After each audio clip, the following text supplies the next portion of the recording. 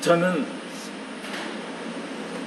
장애가 있다는 사실을 인정하고 싶지 않았습니다. 하지만 결국 제가 선천적으로 장애를 갖게 된 데에 그게 내 잘못이 아니라고 판단을 할 뿐이었습니다. 그렇게 해서 책 속에 있는 역사 인물들을 보면서 저는 한참 책 속에 빠져들곤 했었던 거죠. 그렇게 어떻게 해서 고난을 극복하고 정말 이 위대한 인물이 되었을까 하는 생각에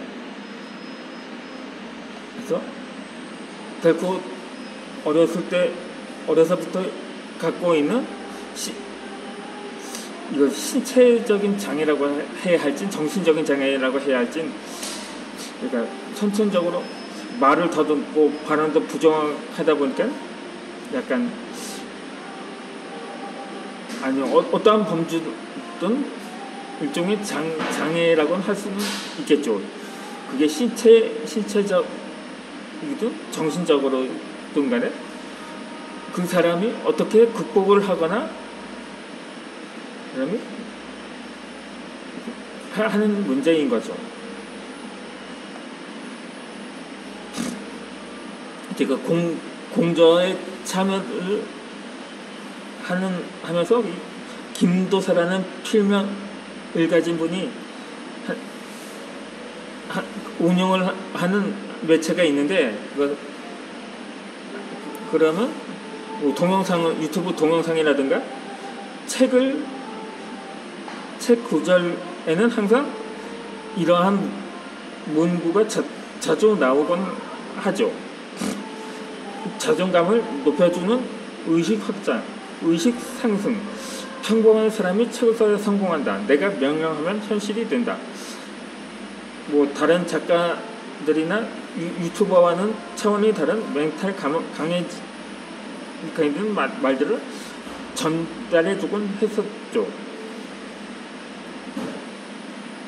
정작 그 사람 자신도 한때 어렸을 때는 자존감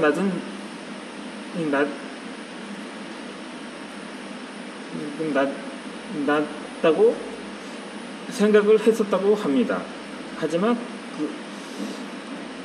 그것을 극복하는 매개체가 책이었던 거죠.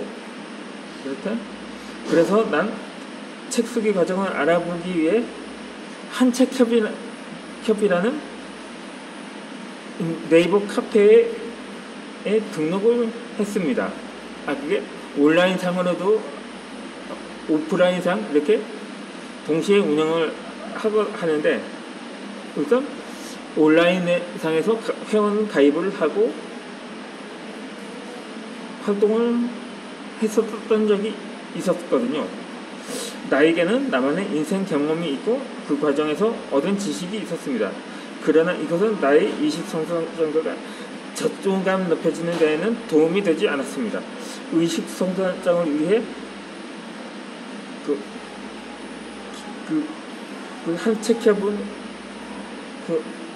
에서는 그렇게 하루에 글을 올릴 때는 하루에는 서너 번씩 올리거나 적게는 하루 한 번 정도라도 글을 올리면서 나의 자존감을 찾기 위해서 이렇게 실천을 하려고 했었던 거죠. 그렇게 많은 사람들은 왜 나에겐 이렇게 열등감이 많을까 하고 생각을 하기도 합니다.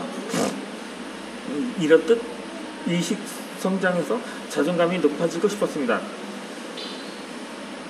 물론 그 작가분이 추천해주는 책들도 읽었습니다. 그 중에서 초인생활이라는 책을 보는데 글자가 빽빽한데 눈에 들어오진 않았었습니다. 그래 또 너무 지루하거나 약간 내용이 해석하기도 어려워서 무슨 말인지도 몰랐었습니다. 그러다 어느 날 바로 이 말이구나 하면서 내 눈이 확 떠지는 순간이 있었던 거죠. 그걸 깨달은 순간 나도 할 수 있겠구나 하는 마음가짐을 가질 수가 있게 되었던 거죠. 나의 가난한 의식을 구원받았다고 하고 싶습니다. 차츰 의식 상승에 관한 내용의 말뜻을 알게 되면서 조금씩 의식이 변화되는 나를 발견했습니다. 모든 것은 나의 내면이 문제였습니다. 나 자신을 사랑하지 못하고 믿지 못해 생기는 열등감이었습니다. 이 가난했던 나의 의식 성장으로 풍요로운 부자가 되어갔던 거죠. 누구를 만나든 자존감이 높아진 사람으로 변해갔습니다. 김대리는 어떻게 1개월 만에 작가가 됐을까라는 책 속에 이런 글귀가 있습니다. 이 자존감이 껌딱지라면 지금 당장 책을 써라. 이 구절처럼 나의 자존감이 완전 밑바닥이어서 책을 쓰기로 결정을 했었던 거죠. 나는 책 쓰기 과정에 등록하는지 하면서 나의 자존감 회복을 위해서 책 쓰기라는 돌탑학으로 이용을 했습니다. 처음에 책을 쓰기 시작할 때는 두려웠습니다. 과연 내가 잘 해낼 수 있을까? 책을 쓰겠다고 했지만 또 갈등을 했습니다. 과연 나 같은 사람이 잘 나가는 사람도 아닌데 책을 쓸 수 있을까? 아니 누구 말대로 그냥 노가다라도 할까? 이런 생각도 없지 않았었거든요. 책 쓰는 사람은 유명한 성공한 사람들만 쓰는 건 줄 알았습니다. 하지만 몇 차례 언급한 것처럼 이 김태강 작가의 책 중에는 성공해서 책을 쓰는 것이 아니라 책을 써야 성공한다는 구절이 떠올랐던 거죠. 거의 목숨을 걸고 코칭하는 본인만 믿고 따라오라고 하는 메아리 같기도 했습니다. 그러니까 카톡을 보내거나 문자 보내는 실력만 있으면 된다고 했습니다. 그런데 책 쓰기를 시작하면서 나는 변해갔습니다. 나의 가치를 찾아가는 것 같았던 거죠. 책 쓰기를 하면서 부재에 관련된 책들을 찾아 읽으면서 생각과 지식을 구체화시킬 수 있었습니다.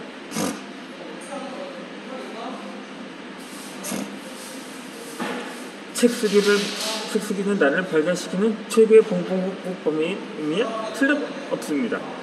책 쓰기를 하면서 도서관을 갔습니다. 생전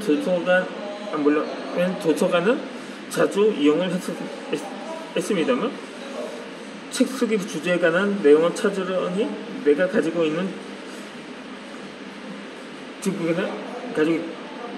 있거나 즐겨 읽었던 도서로는 부족한 것 같아서였죠.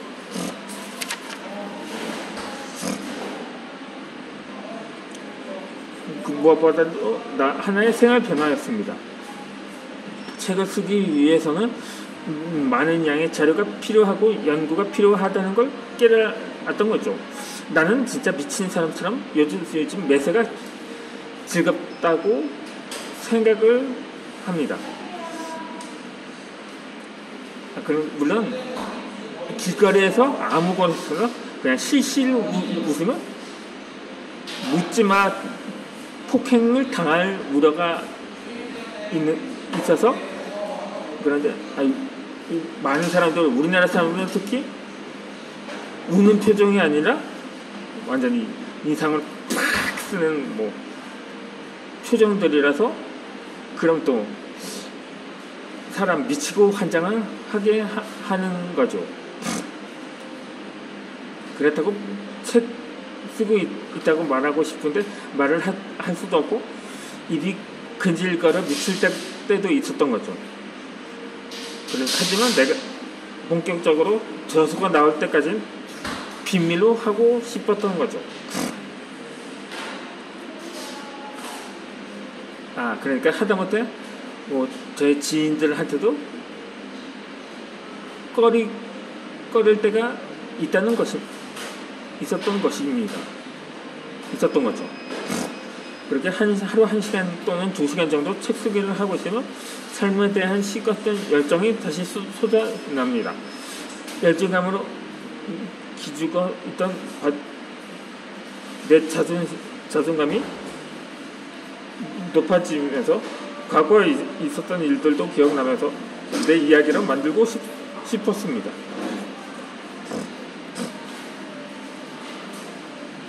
이렇게 나는 이러한 나의 이야기를 책으로 썼습니다. 그러니까 모든 것이 책의 내용거리고 이야기라고 생각을 했었던 거죠. 길을 갈 때도 문장이 생각하면 휴대폰에 메모를 합니다. 종이 위에 기적 쓰면 이루어진다라는 책에서 당신이 쓰는 순간 모든 것이 이루어진다. 당신이 펜을 드는 순간 당신의 삶은 기적처럼 바뀐다. 마치 거짓말처럼 이라고 했습니다. 그러니까 기억이 사라지기 전에 메모를 해두었던 거죠. 책을 쓰기 시작한 뒤로 메모 습관이 생겼는데